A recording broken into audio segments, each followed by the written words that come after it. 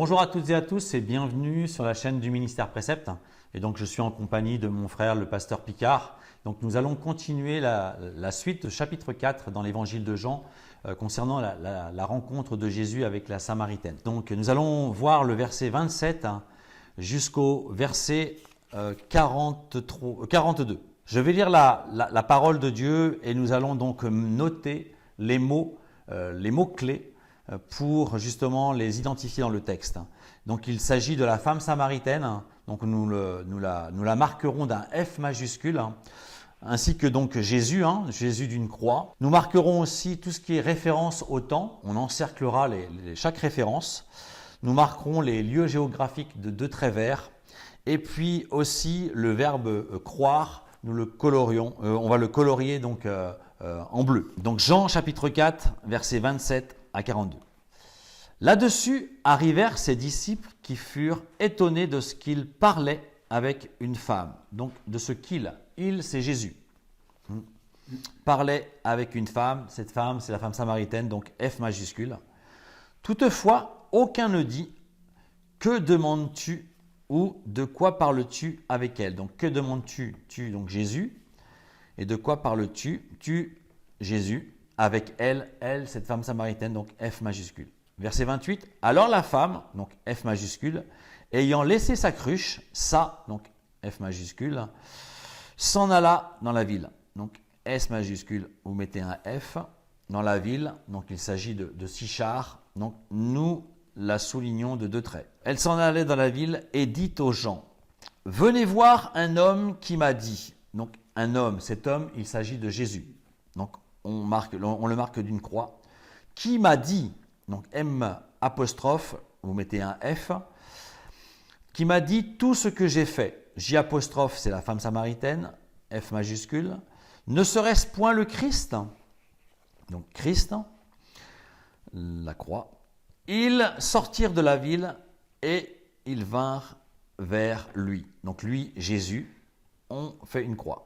Pendant ce temps, les disciples le pressaient de manger. Le Jésus, on met une croix, disant « Rabbi, mange ». Rabbi, qui veut dire maître, donc on met une croix, c'est Jésus. Verset 32, puis il leur dit, donc il, Jésus, « J'ai à manger une nourriture ». Donc j'ai le J apostrophe, une croix. « J'ai à manger une nourriture que vous ne connaissez pas ». Les disciples se disaient donc les uns aux autres. Quelqu'un lui aurait-il apporté à manger? Donc, lui, c'est Jésus.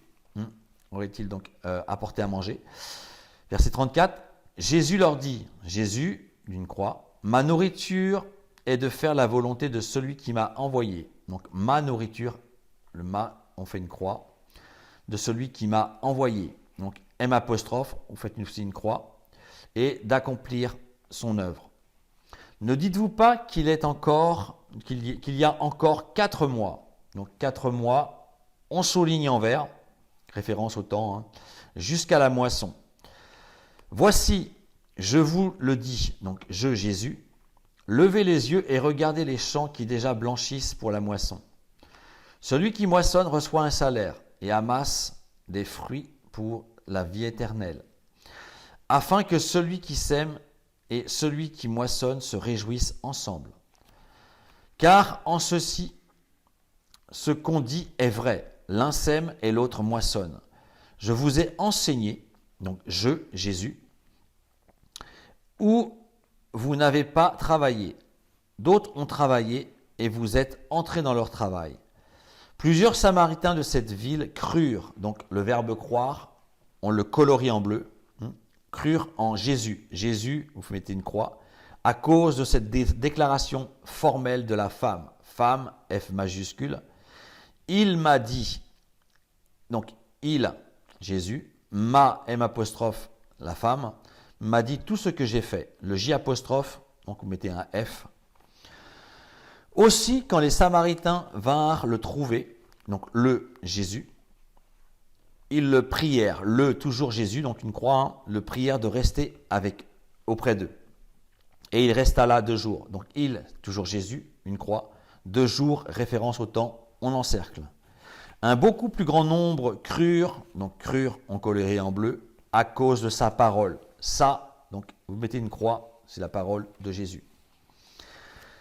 Et il disait à la femme samaritaine, donc le F, ce n'est plus à cause de ce que tu as dit, donc tu, toujours la femme samaritaine, que nous croyons en coloris en bleu, car nous l'avons entendu nous-mêmes. Nous l'avons, l'apostrophe, c'est Jésus, entendu nous-mêmes, et nous savons qu'il est vraiment le sauveur du monde. Qu'il, donc il, c'est Jésus, croix, le sauveur du monde, sauveur, vous mettez une croix. Amen. Du verset 27 au verset 42, c'était à l'absence des disciples de Jésus que Jésus-Christ s'est entretenu avec cette femme. Et quand ils l'ont vu, ils étaient étonnés. Mais ce qui est bien, c'est que ce que la femme est venue chercher, elle est venue puiser de l'eau. Oui. Mais elle a laissé ce qu'elle est venue faire pour aller annoncer Jésus. Toutes les fois que Jésus-Christ s'est adressé à ses disciples, à Jean, Jacques, Pierre, Simon, on dit qu'ils ont laissé leurs activités pour suivre Jésus. Jésus aussi a dit, sa nourriture, c'est de faire la volonté de son Père. Amen. À moins que tu gênes, ou bien je gêne, on refuse de ne pas manger. Mais c'est tous les jours on mange. Amen. Donc, ça sous-entend que tous les jours, on doit faire la volonté de Dieu. On doit faire la volonté de Jésus. On doit faire la volonté du Père. Ce n'est pas aujourd'hui, je suis bien, je fais la volonté de Dieu. Si aujourd'hui je souffre, je ne fais pas la volonté de Dieu. On doit faire toujours la volonté de notre Père. La femme qui se cachait, c'est la femme qui est allée pour annoncer à la population de Samarie, Jésus-Christ. Quand tu racontes Jésus, Jésus-Christ t'enlève la honte. La Bible nous dit que l'esprit que nous avons, ce n'est pas un esprit de timidité. Elle allait pour annoncer Jésus. Et c'est ce qu'elle a dit qui a fait que les hommes ont cru. La Bible nous dit que les gens ont cru en attendant ce que elle leur avait annoncé. Et après, c'est Jésus même qui est venu pour les enseigner. Et ils ont dit à la femme que ce n'est pas ce que tu nous as dit qui a fait qu'on a cru, mais c'est ce qu'on a entendu de Jésus. Toi et moi, c'est quelqu'un qui nous a parlé de Jésus qu'on est venu. Mais il ne faut pas toujours laisser l'homme t'enseigner. Laisse Jésus même t'enseigner. Amen, amen, amen. Et l'apôtre Paul a dit que ce qu'il a reçu là, ce n'est ni du sang, ni de la chair, mais c'est par révélation du Saint-Esprit. Laissons le Saint-Esprit nous enseigner. Cette femme samaritaine va rendre témoignage de ce que Jésus a fait dans sa vie, de ce qu'il a révélé sa vie. Elle ne le connaissait pas, mais Jésus la connaissait. Mais ce qui est important, c'est que quand nous regardons ce verset 27, c'est vrai que les disciples sont surpris de voir Jésus discuter avec une femme. N'oublions pas que ces hommes qui ont été choisis par Jésus vont le suivre jour et nuit. Ils vont être constamment dans la présence de Jésus et ils vont apprendre à connaître qui est Jésus, comment il prie, comment il vit, comment il parle aux personnes. Et c'est vrai qu'à cette époque, les gens, on n'accostait pas une femme comme ça dans la rue. Et là, donc, il est seul à seul avec cette femme au puits de Jacob. Et donc, ils sont surpris et ils se posent la question, mais de quoi parle-t-il avec elle? Mais on voit que cette femme, justement, qui est venue dans un but, c'est-à-dire puiser de l'eau au puits, cette eau qui va donc, dont elle va se servir pour peut-être faire la vaisselle ou laver son linge. Voilà. Et comme on l'a vu dans la vidéo précédente, c'est qu'elle va venir, la Bible nous dit, à la 6e heure. Il n'y a plus personne parce qu'il fait tellement chaud, c'est midi, oui, l'heure de midi. Et donc elle pense qu'elle va être seule et elle va rencontrer Jésus. Et Jésus va lui révéler sa vie. Et donc cette femme qui est venue dans le but de prendre de l'eau va repartir en ayant reçu Jésus dans son cœur. Elle va laisser sa cruche et aller rendre témoignage de ce que Jésus a fait dans sa vie, de ce qu'il a révélé sa vie, de ce qu'il lui a dit, ce qu'elle faisait, ce qu'elle pratiquait. et puis elle ne va pas avoir honte de Jésus. Elle va aller au centre, enfin dans le bourg, dans ce village, à la rencontre des autres. Elle qui se cachait des gens va aller vers les autres pour rendre témoignage de ce que Jésus a fait dans sa vie. C'est ce que Dieu aussi a fait dans chacune de nos vies. Hein. Voilà, nous avons un jour entendu l'évangile. Bien sûr, ce n'est pas Jésus qui nous a parlé, c'est sa parole. Mais à travers sa parole, Jésus a parlé à nos cœurs par son esprit. Nous avons été touchés et nous l'avons reçu comme Seigneur et Sauveur. Et aujourd'hui, nous ne vivons plus pour nous-mêmes, mais nous vivons pour suivre Jésus. Comme cette femme samaritaine a laissé ce qu'elle avait à faire pour faire la volonté de Jésus, c'est-à-dire rendre témoignage du Fils de Dieu. Le verset 40, ça m'a beaucoup parlé. Ça m'a beaucoup parlé. Oui. J'ai lu ça. Aussi, quand les Samaritains vinrent le trouver, il les priait de rester auprès d'eux. Et il resta là 2 jours. Verset 41. Un grand plus nombre crut en lui à cause de sa parole. Comme on a si bien dit lors de l'étude de Jean 4, le premier passage qu'on a lu, il y avait une histoire entre les Samaritains et les Juifs. Ils étaient hostiles. Oui. Et comme j'ai dit, quand il lit Luc 9, à partir du verset 51, Jésus devait passer dans une ville de la Samarie, mais ils lui ont autorisé, ils lui ont refusé au moins l'accès. Ils lui ont refusé l'accès. Comment des gens aussi hostiles peuvent supplier Jésus à rester chez eux? C'est Jésus-Christ qui réconcilie. Amen, amen. Et moi, Jésus-Christ a réconcilié les Samaritains et les Juifs. Amen, dans ce village de Sichar. Mais ce que j'aime, c'est le verset 39 nous dit, plusieurs Samaritains de cette ville crurent en Jésus à cause de la déclaration formelle de cette femme. Donc elle va proclamer, elle va rendre témoignage de Jésus et ces gens vont être touchés, ils vont croire en Jésus-Christ. Mais ces hommes vont être aussi invités à aller voir Jésus, puisque Jésus se trouve à Sichar et donc ils vont aller le rencontrer et ils vont l'écouter.